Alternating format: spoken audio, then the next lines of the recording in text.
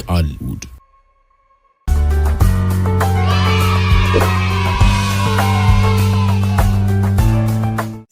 ሰላም የጣፋጮቹ ልጆች ቤተሰቦች እንዴት ናችሁ? እኔ ሉሲ ነኝ። ዛሬ ደግሞ በጣም የሚያምርና አስተማሪ ተረት ይዤላችሁ መጥቻለሁ። ዛሬ የምነግራችሁ ተረት ስለ አንዲት በጣም ብልህ ጥንቸልና ስለ አንድ ኩሩ አንበሳ ነው። ዝግጁ ናችሁ? እሺ ወደ ተረቱ እንሂድ።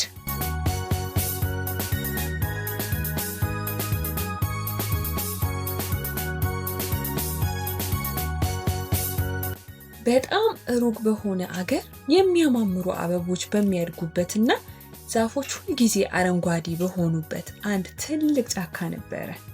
ይህ ጫካ እንደ ተረት መጽሐፍ በብዙ ቀለማት የተሞላ ነው። ቢራቢሮዎች ከቀይ አበባ ወደ ቢጫ አበባ እየበረሩ ይጫወታሉ።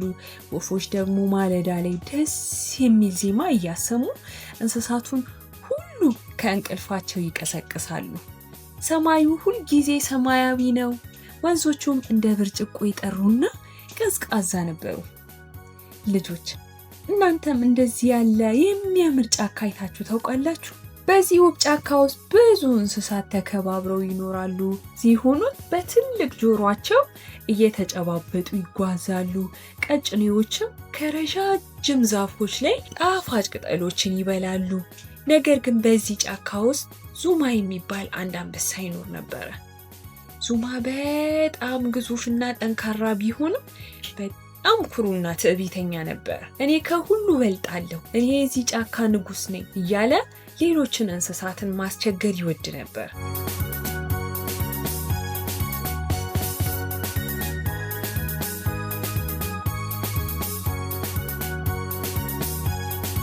ዙማ ትንንሽ እንስሳት ሲጫወቱ ካየ ይበሳጫል። እኔ በምኖርበት ጫካ ማንም መጫወት የለበትም እያለ ጩኸቱን ያሰማል። በዚህ ምክንያት የጫካው እንስሳት እንደ ልባቸው መጫወትና መዝናናት አቃታቸው። በዙማ ጩኸት ምክንያት ወፎቹ መዘመር አቆሙ። ትንንሽ አጋዘኖች በሜዳው ላይ መሮጥ ፈሩ። እስቲ ንገሩኝ ልጆች፣ ዙማ እንዲህ ማድረጉ ትክክል ነው? እኛስ ከጓደኞቻችን ጋር ስንጫወት ኩሩ ነው መሆን ያለብን ወይስ በፍቅር መጫወት? እናማ የጫካው እንስሳት ተሰብስበው አንድ ላይ ተመካከሩ።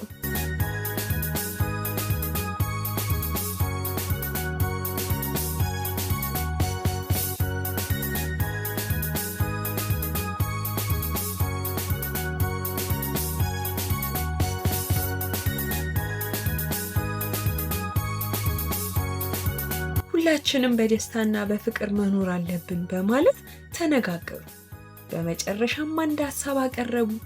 በየቀኑ አንድ እንስሳ ወደ አንበሳው ዋሻ ሄዶ የሚፈልገውን ነገር እንደሚያደርግለትና ዙማም ሌሎች እንስሳትን መረበሹን እንዲያቆም ተስማሙ። ይህን ውሳኔ ዙማን ለማረጋጋትና ጫካውን እንደገና በሳቅ ለመሙላት የታሰበ ነበር። ዙማም በዚህ ሐሳብ ተስማማ። በየቀኑ በዋሻ ውስጥ ሆኖ የሚመላለሱትን እንግዳ መቀበል ጀመረ። ቀናት አለፉ፣ ሳምንታትም ተቆጠሩ። እንስሳቱ በየተራ ወደ ዋሻው ይሄዳሉ። አንድ ቀን ግን እጣው ብልኋ ጥንቸል ላይ ደረሰ።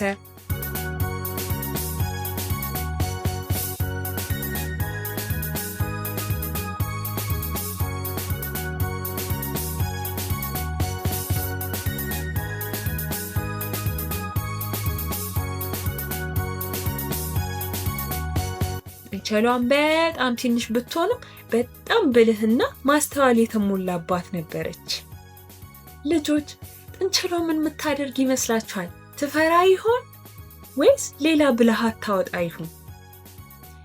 ጥንቸሏም ወደ አንበሳው ዋሻ የምትሄድበት ቀን ሲደርስ ምንም አልፈራችም። ይልቁን ዛሬ ጫካችን ወደ ቀድሞ ደስታው የሚመለስበት ቀን ነው ብላ አሰበች። መንገዷንም ስትጀምር አልቸኮለችም። መንገዱ ላይ ካሉ ቢራቢሮዎች ጋር ሰላምታ ተለዋወጠች። ቆማም ጣፋጭ ሳር በላች። ፀሐይ ወደ መግቢያዋ ስትቃረብ ጥንቸሏ ገና መንገዷን አልጨረሰችም ነበር። አንበሳው ዙማ በዋሻ ውስጥ ሆኖ በጣም ተቆጥቶ ነበር። ለምን እስካሁን አልመጡም እያለ በንዴት ዋሻውን ያናውጠው ነበር።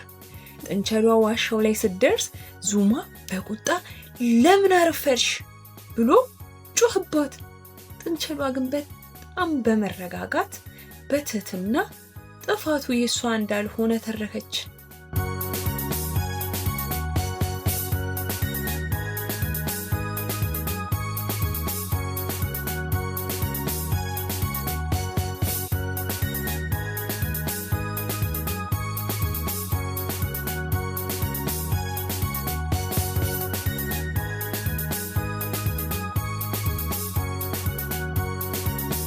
መንገድ ላይ ሌላ አንበሳ እንዳጋጠማትና እርሱም እውነተኛው ንጉስ እኔ ነኝ ብሎ እንዳስቆማት ለዙማ አስረዳችው። ዋው! ጥንቸሏ በጣም ብልህ ናት አይደል? አንበሳው ይህን ሲሰማ ምን የሚል ይመስላችኋል?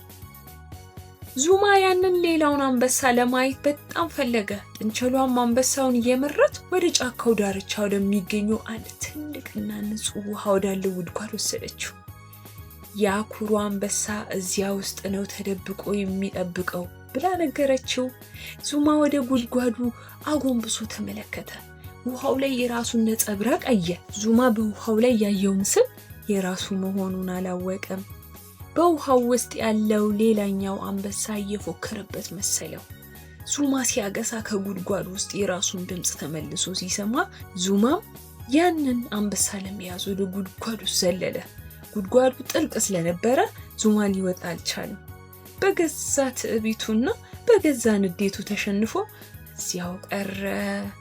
ጥንቸሏን በደስታ እየዘለለች ወደ ጓደኞቿ ተመለሰች።